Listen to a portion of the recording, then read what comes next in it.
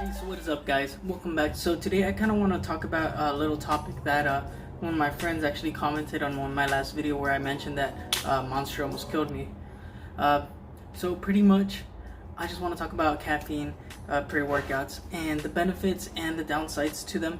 So as you guys might know, pre-workout is a high stimulant drink that you take to get a pump at the gym or just to get a little bit of energy when you're tired from working or being at school all day sitting down. It really does help. So pre-workouts are used in the gym all the time. Everyone uses it, you hear about it, you might not have tried it and you're kind of scared to give it a shot. So I kind of want to open that era and just show you what are the benefits and what are the downsides to actually taking pre-workouts and caffeine in general.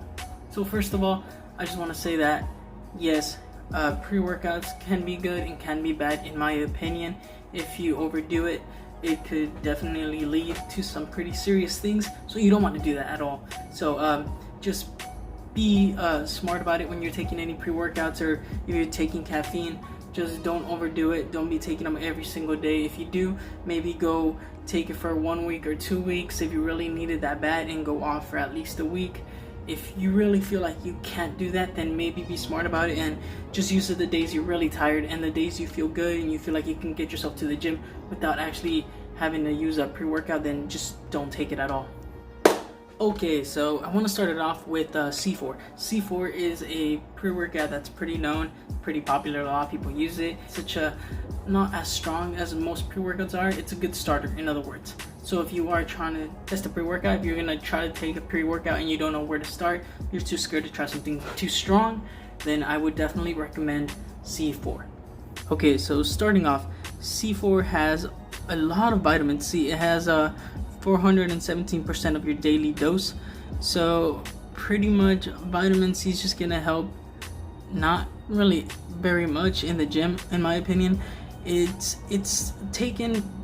trying to be a little bit of a kind of like a vitamin C gives you energy, and in my opinion, and studying in nutrition in college, vitamin C does not actually give you any benefits of energy. You might get some energy if you really don't ever take vitamin C, you never go outside, maybe in that case you might feel it. But if you're a normal person, you're going outside doing everything you need to be doing to stay healthy and having that adequate intake of vitamin C, I really don't think you'll see a benefit from actually taking that.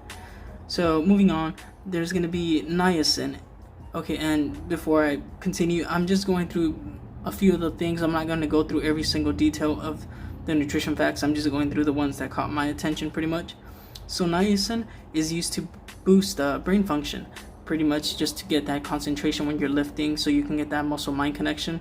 And I mean, yeah, it's a pretty good thing, but it also lowers cholesterol. So I guess if you're a little bit on that overweight side, then niacin would be a pretty good thing to take. Okay, so moving on, we have vitamin B12 again.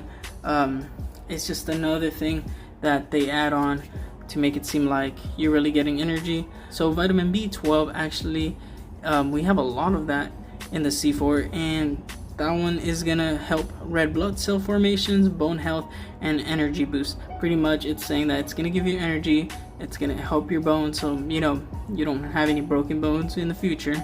And of course, red blood cells, we need that to build muscle. Creatine nitrate is a very popular thing to take when lifting weights. It pretty much brings up your strength, makes you get stronger, lift heavier weights, which will obviously increase your muscle growth due to the fact that you're lifting heavier. You're probably performing better in the gyms, and it's going to help your overall endurance. So you're going to get less tired and you're going to get bigger. I mean, the benefits are there. Just taking creatine nitrate on its own, you can also buy that supplement separate. So I would recommend it if you're trying to get lean muscle and you're trying to gain weight, just pure muscle weight. If you're trying to do that, then I would recommend creatine. So beta-alanine, I know beta-alanine is a really weird thing to take.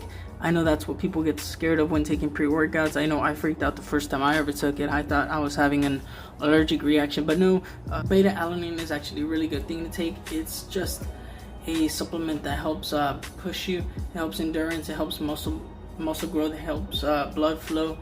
I mean, it's a really good supplement. Yes, it's gonna itch.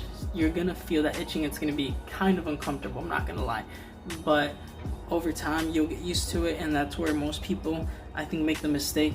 They don't feel it no more, so they'll either do 2 scoops instead of 1, which you're not supposed to, or you try a stronger pre-workout, and from there you just keep going stronger to stronger to stronger, and that's where the little downsides happen and the side effects start to take in, because you're taking a high dosage of pre-workout, or your heart is having trouble due to the fact that you're giving it so much caffeine and stimulants that it's actually getting tired, and you don't want to do that to yourself. So just be careful with that. Okay, so for the main topic that I really wanted to cover on this was caffeine.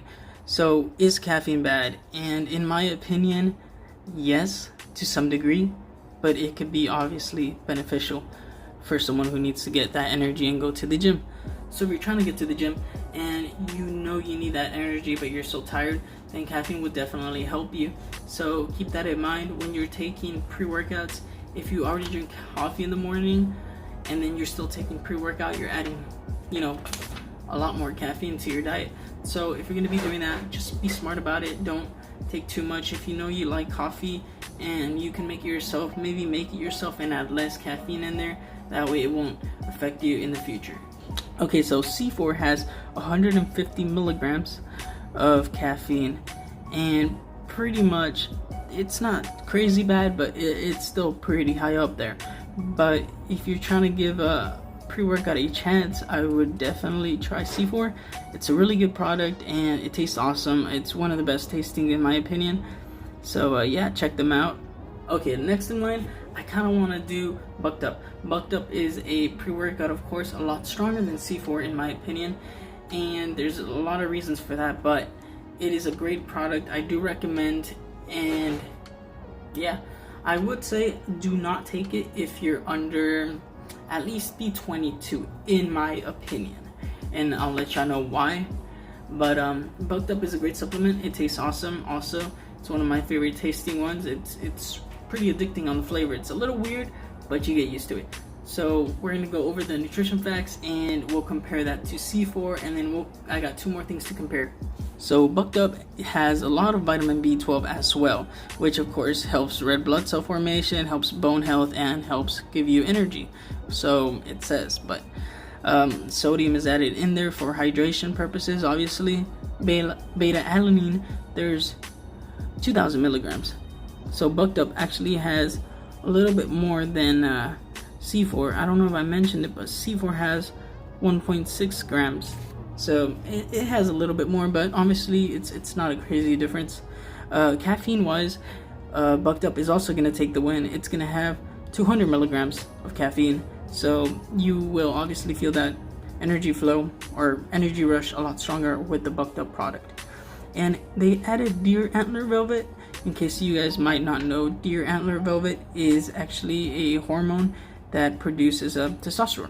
So for us guys, if you want to improve your testosterone levels, deer antler velvet will definitely help that boost. It could, obviously it'll add muscle growth if you're a middle-aged guy or your testosterone levels went down. That will definitely benefit you. But if you are young, which is where I'm trying to get to, do not take I would say do not take Bucked Up, just to the fact that it has that red velvet. I was already gonna say red velvet. I'm thinking about food. Sorry. It has that deer antler velvet extract, so you really don't want to be adding more hormones to your body if you're still a young person, and you're still producing testosterone as we speak. If you're I would say it starts slowing down around like you're 24, 25 at the lowest. So really you don't need to. Am I saying don't take it? No. But if you do buy it, and let's just say because you like the flavor of it, which is why I like it, then maybe just take it every once in a while. Where I go work out, they have the supplement there where you could sample it and you can try it out. It cost me like $3. So when I really feel like trying it again, I just buy it there. That way, if I have it at home, I'm not tempted to continually use it all the time. Okay, and now we're gonna move on to something a little bit less strong, which is a Starbucks drink. Obviously, it's not a specific Starbucks drink. I kind of just narrowed it down to an average amount. So pretty much what we're looking at is how much caffeine a normal Starbucks drink will have compared to these pre-workouts. So if you get a medium-sized Starbucks drink, it's gonna be roughly around 165 milligrams. So obviously it's about the same. So why does pre-workout seem more dangerous than an actual coffee? Well, the fact is that pre-workouts have added ingredients, obviously, that are going to benefit you to grow muscles, and some of those ingredients are actually going to boost your heart rate, obviously, to give you that endurance and push you through your workout. Clearly, a pre-workout is going to be stronger than a coffee because it's made to help you move more in the gym. Now, if we compare this to a normal cup of coffee, we have roughly around 95 milligrams of caffeine in a normal cup of coffee, just a cup. So if you compare this to Starbucks, it's clearly a lot less. So just keep that in mind, guys. When you're taking energy drinks, coffee, just be smart about it. So I'm gonna tell you a little story about my experience with pre-workouts, energy drinks. The worst experience I ever had was with Monsters. So Monsters are pretty famous, and you always hear bad things about them. You don't really ever hear a good thing about them, other than they taste good, which is why I loved Monsters. I thought they tasted awesome. They were my favorite drink, and they gave me that energy boost. So I used to be like pretty addicted to them. I would take at least one, sometimes two a day, which is bad. And it got to a point where it was really affecting me in a negative way. I used to take this at work when I used to be playing Xbox late at night, and it helped me stay up. Yeah, it was great. It made me, honestly, in my opinion, sometimes Monster was a better pump, and it gave me more energy than actual pre-workout did. So one day I started having these little pains in my chest, and my freaking, I assumed it was my heart, and I'm pretty sure it is, that was hurting. And I woke up one day, and when I would breathe, my liver side would hurt really bad, and I just couldn't. I had to go to work. I couldn't. Went to the hospital. Told me if I take energy drinks. I said, yeah, I take Monsters, and he was like, that's the reason why you're getting sick. Your liver produced a high amounts of acids, and which is pretty much burning me from the inside, and clearly that's not a very good thing to happen to you. It was pretty painful. He injected me with some medicine. As soon as he injected it, I felt awesome. I felt great, and pretty much, I mean, I'm good now. I'm not gonna lie. Yes, I do take an occasional Monster every once in a while, but not as often as I used to. But fact of the matter is, just be careful, guys. Pre-workouts, coffee, Monsters, all of that is great. It's gonna help you move, but if you abuse it like I did, it's gonna definitely affect you in a negative way. Alright guys, so I hope you guys liked this video. It was kind of a long video. I feel like this is going to be a very informational video, and I hope you guys enjoyed it. If you guys did enjoy it, make sure to hit that like button, and please subscribe. I'm trying to grow this channel, and I know that eventually you guys will click that button and follow me. Great shout out to Aaron, is the one that commented on the topic and made me make this video pretty much. I'm gonna leave his name right there. That's his YouTube channel, and pretty much if you want to see me when I was a lot smaller, go ahead and check it out. Alright guys, that's gonna be all, and thank you so much, and have a great day.